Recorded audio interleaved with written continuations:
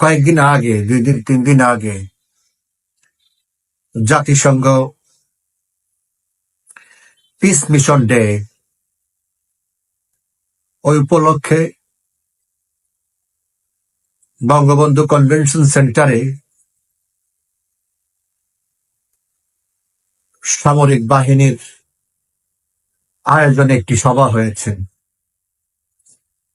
সেখানে সেনাপ্রধান জেনারেল ওয়াকরুজ্জামান অত্যন্ত গুরুত্বপূর্ণ একটি কথা বলেছেন। সেটা হচ্ছে, তিনি স্পষ্ট করে বলেছেন, বাংলাদেশের সশস্ত্র বাহিনী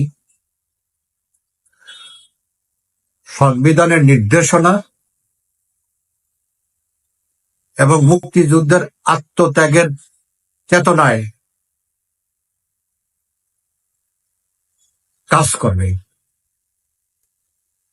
এটা অত্যন্ত গুরুত্বপূর্ণ এই কারণে,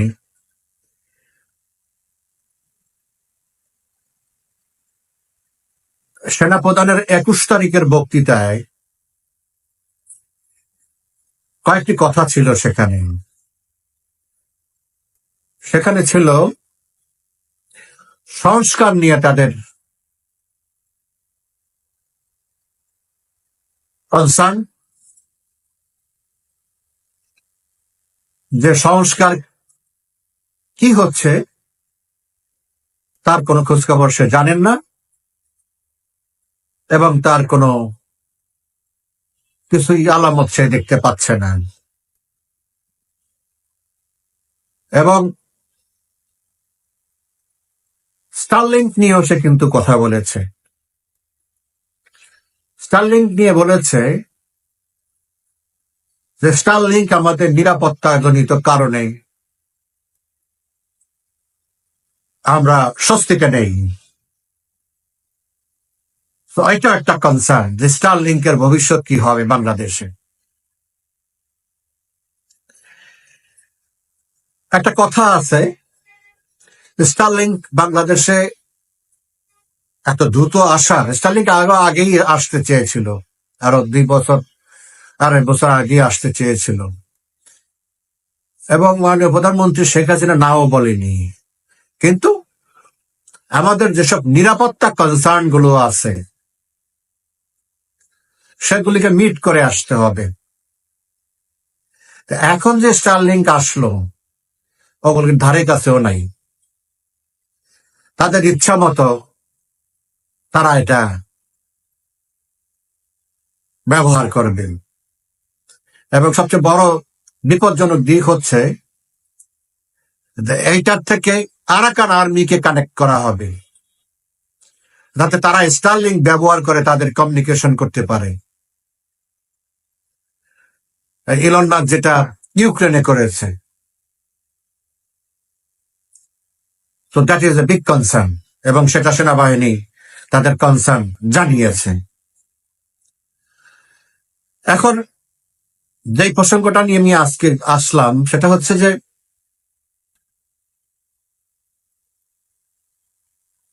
এই এনসিপি, এই যে নাবালকরা, মূলত ইউনূস নিজেই বলেছে ভয়েস অফ আমেরিকার থেকে এক সাক্ষাৎকারে, রিসেট বাটন দিয়ে সব ফ্ল্যাশ করে দিয়েছেন। এখন নতুন বাংলাদেশ। এখন তারা যেটা চাচ্ছে, জুলাই সনদ নামে একটা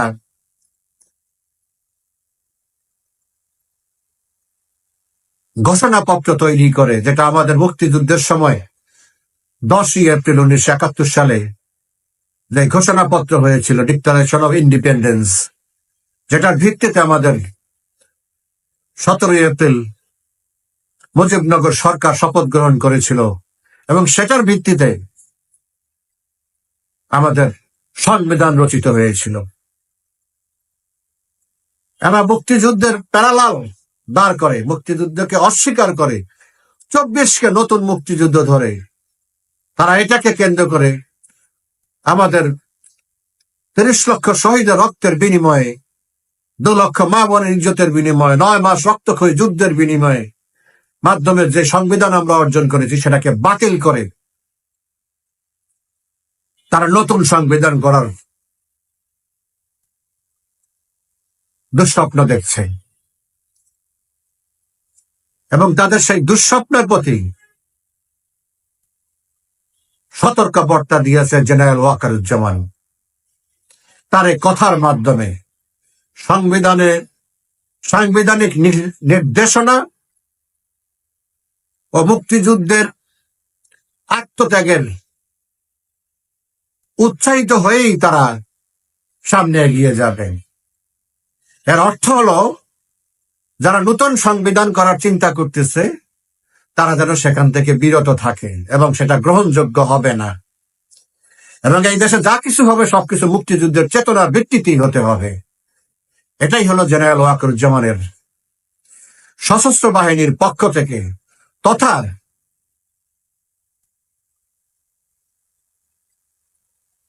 ৯৫% বাঙালির পক্ষ থেকে স্পষ্ট বক্তব্য।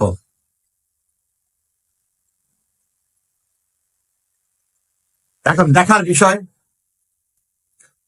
যারা এইসব তথাকথিত বিষয় নিয়ে লাফালাফি করা তারা কতটুক যায় এবং আমাদের সশস্ত্র বাহিনী